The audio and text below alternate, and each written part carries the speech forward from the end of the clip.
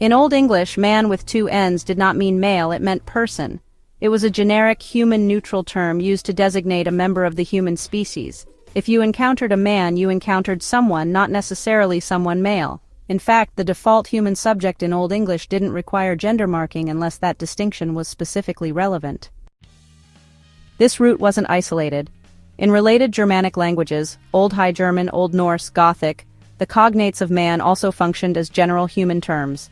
These descend in turn from a Proto-Germanic form man, and likely further from a Proto-Indo-European root man or Mann, often reconstructed to mean to think or mind. In Sanskrit, manus refers to human beings.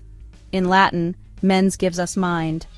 The connection to thinking suggests a deep cultural link between being human and being conscious. So at its origin, man did not designate gender. It designated species, or perhaps more accurately, the condition of being sapient, social, mortal. It was a kind of ontological constant. One was either a man or something else entirely. The shift from man to man involved both phonological simplification and semantic narrowing.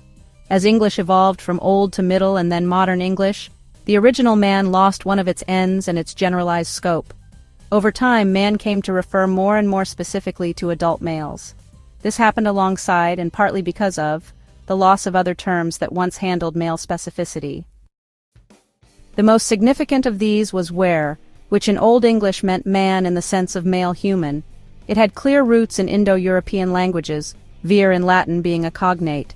The word survives faintly in modern English through compounds like werewolf, literally man-wolf, but were faded out of common usage, and man, now man, absorbed its role.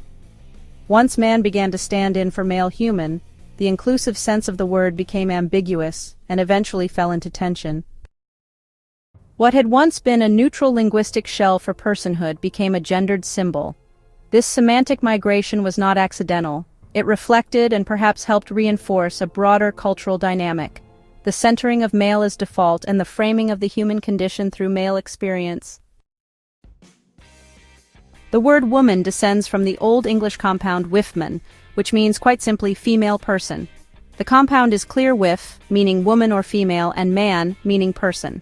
This isn't a derivation from man, but a clarification of it. The female person was still a man, a human being, but now specified as female. In this early phase, there was no implication that woman was a derivative or subordinate form of man. The distinction was syntactic, not hierarchical. As English phonology changed, wifman shifted. Consonants and vowels slid toward the forms we now recognize. By Middle English, wifman had become women, and then woman. But as man evolved into a gender-specific man, the compound began to look, retrospectively, like a gendered derivative, wo plus man. That misreading sticks today, reinforcing an illusion of dependency in form as though woman were linguistically born out of man. This is one of those fascinating distortions that language history produces. A perfectly balanced term gets twisted by the changing meanings of its parts. Wifman once clarified gender within an egalitarian human frame. Now, woman appears as an offshoot, a linguistic appendage to a word that, in its modern form, seems to dominate the species label. Once man took on gendered meaning, the space for a truly neutral term in English began to erode. The word still lingers in places where it purports to include everyone, mankind, manpower, man-made, but these terms increasingly feel inadequate or exclusionary. Their form suggests universality, but their modern associations betray a male bias. This is not simply a matter of etymology, it's a matter of perception and use. A word may have begun as neutral, but it does not stay that way if society shifts its framing. Language is a living structure, it warps with culture, with politics, with ideology. And so man, once a mirror for all humans, became a screen that foregrounded some and occluded others.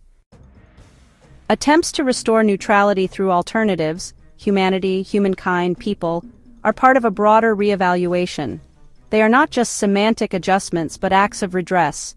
The goal is not to erase the past, but to break the illusion that linguistic history is destiny. The relationship between man, and woman reveals more than a series of phonetic evolutions or lexical substitutions.